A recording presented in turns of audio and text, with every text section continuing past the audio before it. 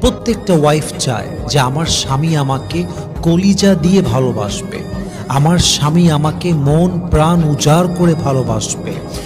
বাড়িটা খুব দামি না হলেও চলবে, খাবারটা খুব মানসম্মত দামি খাবার না হলেও চলবে, কাপড়ের দাম একটু কম হলেও চলবে, কিন্তু ভালোবাসায় কমতি হবে এটা একজন ওয়াইফ কখনো চায় না। সব কমতি হোক সমস্যা নেই, বাট ভালোবাসায় কমতি হওয়া যাবে না।